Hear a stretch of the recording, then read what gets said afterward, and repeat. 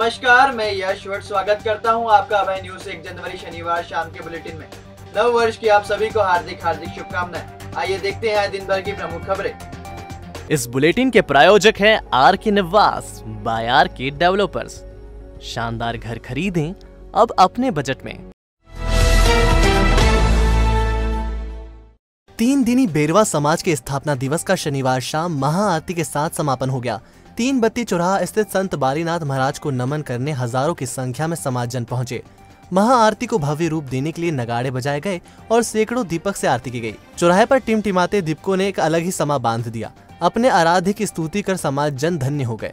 करीब 1 घंटे तक ढोल नगाड़ों की धुन के बीच हुई आरती को हजारों राहगीरों ने भी निहारा। अखिल भारतीय बैरवा युवा महासभा के प्रवक्ता हेमंत गोमे ने बताया, आरती शाम 7:45 पर शुरू हुई। पूर्व महापौर मदन लाल ललावत, मीना जोनवाल, एएसपी रविंद्र वर्मा, भाजपा नेता दिनेश जाटवा, जयप्रकाश जूनवाल, राजेश जारवाल, महिला कांग्रेस की शहर अध्यक्ष अंजू जाटवा, कांग्रेस नेता दीपक मेहर, सुरेंद्र मनमट, सुरेंद्र मेहर, जितेंद्र तिलकर और समाज के आशीष भदाले, प्रदीप जाटवा, राहुल अखंड, प्रभु दयाल बिलावल मुख्य रूप से मौजूद थे।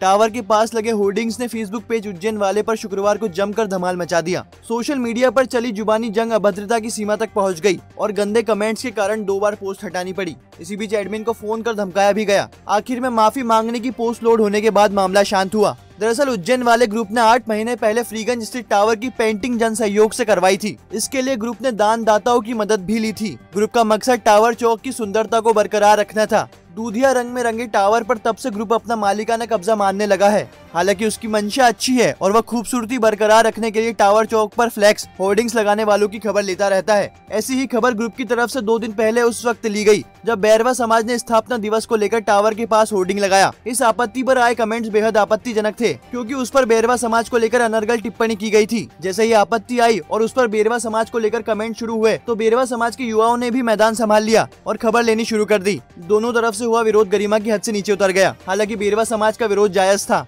क्योंकि उनका स्वागत होर्डिंग्स टावर से 3 फीट दूर लगा था। हालांकि इसकी वजह से टावर का निचला हिस्सा दब जरूर रहा था, लेकिन इससे रंग रोगन को कोई नुकसान नहीं हो रहा था। बैरवा समुदाय की आपत्ति के बाद उज्जैन वाले के एडमिन संजय व्यास ने खेद प्रकट किया और माफी मांगी। हालांकि कमेंट्स करने वालों की जिम्मेदारी उन्होंने नहीं ली। एक बार तो यह विवाद शांत हो गया था, लेकिन शुक्रवार शाम वैश्य महासम्मेलन के कार्यक्रम का होर्डिंग्स टावर के पास लगने से एक बार फिर कमेंट शुरू हो गए। इस बार उज्जैन वाले ग्रुप के एडमिन को मनीष जाटवा ने आड़े हाथ लिया। जाटवा ने कहा कि वैश्य समाज का होर्डिंग लगते ही बैरवा समाज से माफी मांगना क्या संकीर्ण मानसिकता नहीं है। खैर, शुक्रवार को देर रात तक यह बवाल पेज पर चलता रहा। इसके चलते 2 बार पोस्ट हटाई गई। उज्जैन वाले ग्रुप के एडमिन संजय व्यास ने बताया कि पोस्ट पर कमेंट्स आना सामान्य बात है, क्योंकि टावर उज्जैन की शान है। हम चाहते हैं कि इसकी सुंदरता बरकरार रहे। विवाद जैसी कोई बात नहीं थी। हालांकि 2 बार पोस्ट हटाई गई। खेद भी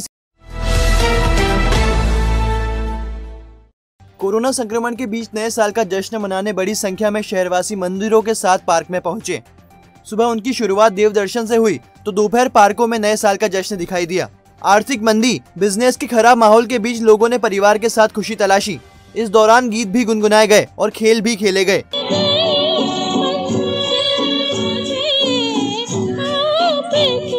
दरअसल नए साल की शुरुआत शनिवार से होने के कारण लोग सुबह से ही छुट्टी के मूड में नजर आए। हाल यह रहा कि मंदिरों के साथ पार्कों में भी काफी भीड़ देखी गई। खेतों और फार्म हाउस में भी पार्टियां मनाई गई। कार्तिक चौक की रहने वाली कविता जोशी ने बताया कि कोविड के बाद अब जाकर परिवार के साथ घूमने निकले हैं। परिवार के साथ एंजॉय करने में मजा आ रहा है। जी, बहुत अच्छा लग रहा है। पहला साल मतलब कोरोना की वजह से अभी तक निकल ही नहीं पाए थे। इस साल हम लोग निकले हैं बच्चों को लेकर। बहुत अच्छा लग रहा है। बच्चे भी एंजॉय कर रहे हैं, बच्चों को भी बहुत अच्छा लग रहा है। अभी हम यहीं आए हैं, सब दूर नहीं गए। हम सोच रहे हैं नहीं जाने का, पर सब बच्चों को यहीं अच्छा लगता है, इसलिए यहीं आए, पार्क में ही आए घूमने। यही संदेश दूंगी भैया कि अच्छे रहें, स्वस्थ रहें सब। ये साल अच्छा चले, कोरोना से सब बचे।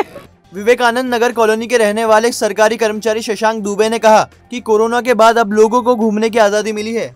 नया साल है और नई खुशियों के साथ आदमी अपनी शुरुआत कर रहा है। बहुत अच्छा लग रहा है। कोरोना के बाद ये आदमी को थोड़ा खुल के घूमने का आज़ादी मिला है। फिर भी अब परिवार के साथ आदमी घूम रहा है, बच्चे फैमिली के साथ। अच्छा लग रहा है। हाँ, नया साल है और ये नए खुशियों के साथ आदमी फिर से अपने ज़िंदगी का शुरुआत करना चाह रहा है।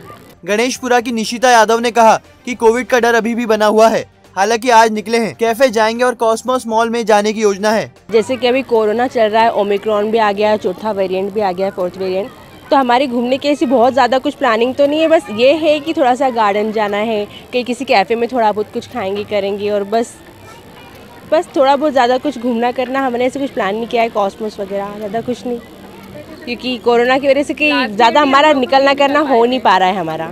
तो मॉर्निंग का हमारा टाइम तो फैमिली के साथ ही पूरा बीता है, और शाम के समय हम सभी बहनें भाभियाँ हम सभी बाहर निकले, हम सभी।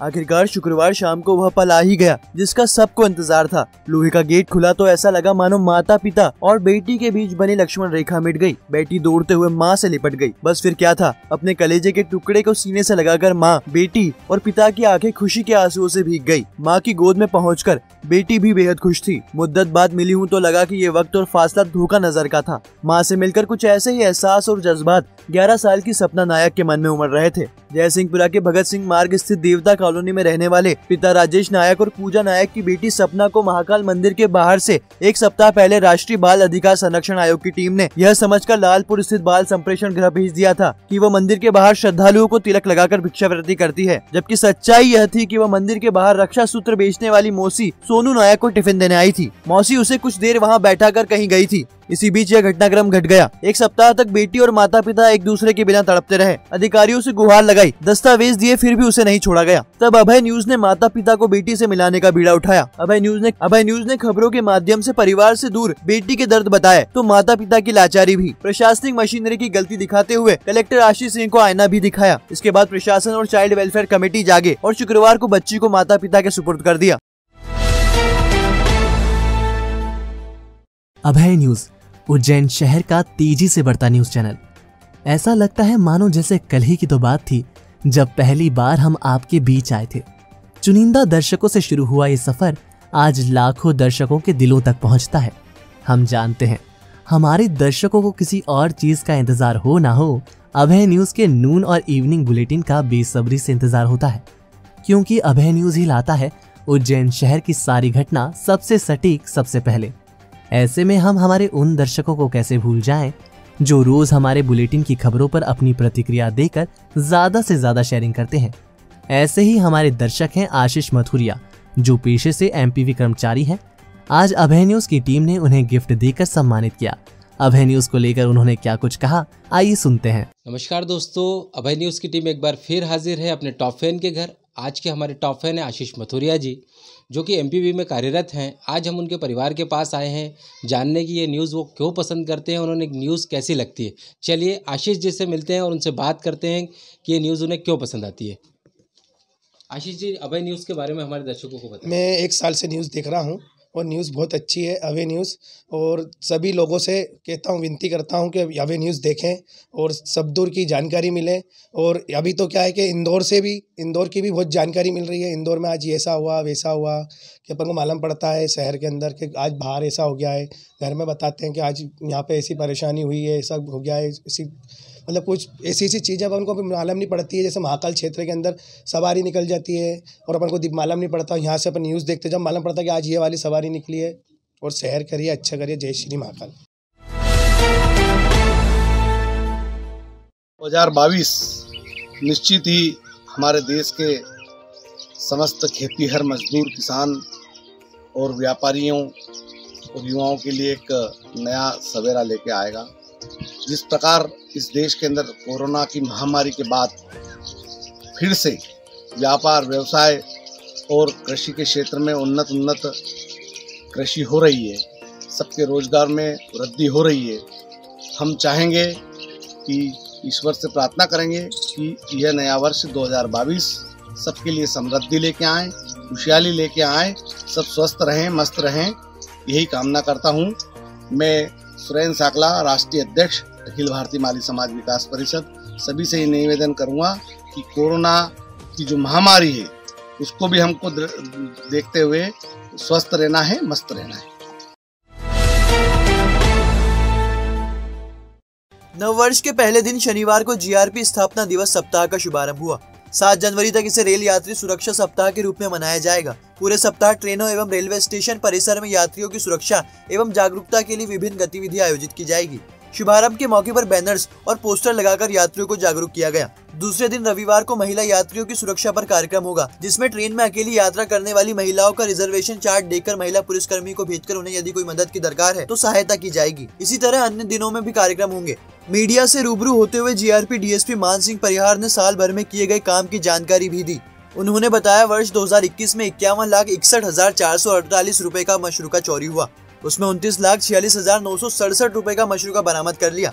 महिला संबंधी 7 अपराध सहित कुल 304 अपराध दर्ज हुए। इसमें 164 के चालान पेश किए गए और 172 मामले लंबित हैं। के मार्गदर्शन में सभी थाने जो 10 थाने जीआरपी के हैं, रेल यूनिट इंदौर में 7 चौकियां हैं, उनको सबको निर्देशित किया गया है कि हमारा जो पुलिस स्थापना दिवस 1 जनवरी का है, इसमें हम एक सप्ताह जो 1 से 7 तक यात्री सुरक्षा सप्ताह को मनाया जाए। रेलवे जो सुरक्षा समिति है उनका भी महत्व रहेगा, उनको भी यहाँ पर इकट्ठा करके उनसे भी मदद ली जाएगी। फिर हमारे जो मेडिकल डॉक्टर है, रेलवे के मेडिकल डॉक्टर है, दूसरे हमारे जो जनरल जो सीएच के डॉक्टर है, उनको भी यहाँ पे आमंत्रित करके जो हमारे जो मेडिकल के संबंध में, कोरोना गाइडलाइन के संबंध में उनसे भी बात की जाएगी। वो भी यात्रियों तक सुरक्षा के मामले में उन तक मुहैया कराई जाएगी, वो प्रदान की जाएगी। अगर आपका सिबिल स्कोर खराब है लेकिन आप डिफॉल्टर नहीं है तो सरकारी योजना के तहत आपको बैंक से आसानी कर्ज मिलेगा। कलेक्टर आशीष सिंह ने शनिवार को बैंक अधिकारियों को यह आदेश दिया। डीएलसी की मीटिंग में कलेक्टर ने साफ कहा कि प्रकरणों की स्वीकृति और वितरण का अंतर कम होना चाहिए। 12 जनवरी को रोजगार मेला लगाने और अधिक से अधिक प्रकरणों का निराकरण करने पर भी सहमति बनी। ग्रामीण क्षेत्र की बैंक शाखाओं में हितग्राहियों से शालीन व्यवहार करने की सीख भी कलेक्टर ने दी। उन्होंने साफ किया कि अशालीन व्यवहार करने पर शाखा प्रबंधन के खिलाफ कार्रवाई की जाएगी।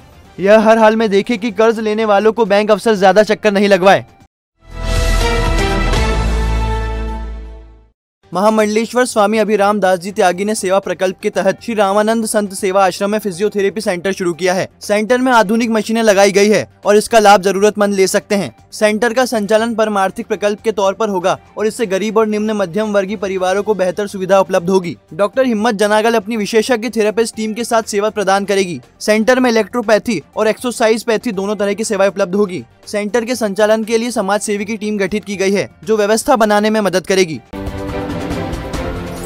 राज्य आनंद संस्थान की जिला इकाई और आनंद क्लब के सहयोग से चलायमान नेकी की दीवार कार्यक्रम आयोजित किया गया। बड़नगर रोड की बाबा बस्ती में बच्चों को कपड़े वितरित किए गए। स्काउट गाइड कार्यालय में फिजियोथेरेपी और जिम की सुविधा रियायती दरों पर उपलब्ध कराने का प्रस्ताव पारित किया गया। टावर चौक स्थित भारत स्काउट एवं गाइड कार्यालय में कार्यकारिणी की बैठक में 16 जनवरी को होने वाले कार्यक्रम की तैयारी पर चर्चा की गई। प्रधानमंत्री श्रम योगी मानधन योजना के तहत 60 साल की उम्र पूरी करने वाले हितग्राहियों को 3,000 रुपए प्रति महीने की पेंशन दी जाएगी। इसमें वह श्रमिक शामिल किए जाएंगे जिनकी उम्र 18 से 40 साल के बीच है और जिनकी आय 15,000 रुपए प्रति माह है। विक्रम विश्वविद्यालय में पंडित जवाहरलाल नेहरू MBA डिपार्टमेंट ने इंस्टीट्यूट इंडस्ट्री संवाद व्याख्यानमाला की। इसमें इंजीनियर रितेश अग्रवाल ने कहा, दूरसंचार उत्पादों का विपणन प्रबंधन विद्यार्थियों में व्यवहारिक ज्ञान के साथ उन्हें वैश्विक चुनौतियों के लिए भी सक्षम बनाता है। संजोग नारी कल्याण विकास एवं शिक्षा समिति ने गरीब परिवार की महिलाओं को कंबल और मिठाई वितरित की। अग्रवाल नव युवक मंडल ने महाराजा अग्रसेन की आरती का आयोजन मोदी की गली अग्रवाल भवन में किया।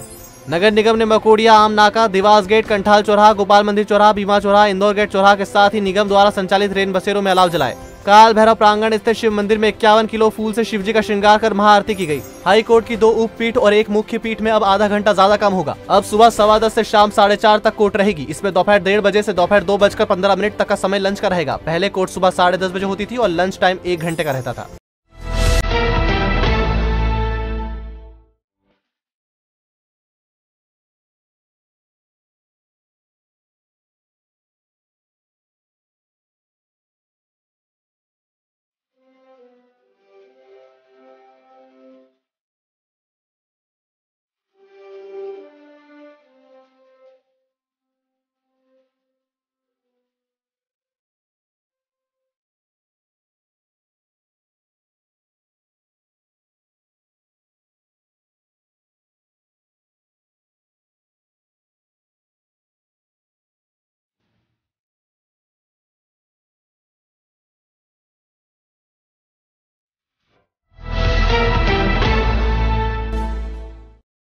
तो आपने देखा आज का हमारा बुलेटिन। आपको ये बुलेटिन कैसा लगा? अपने सुझाव हमें जरूर पहुंचाएं। और जाने से पहले अभय न्यूज परिवार आप सभी से निवेदन करता है कि मास्क जरूर लगाएं, सामाजिक दूरी का पालन करें और स्वस्थ रहें। धन्यवाद।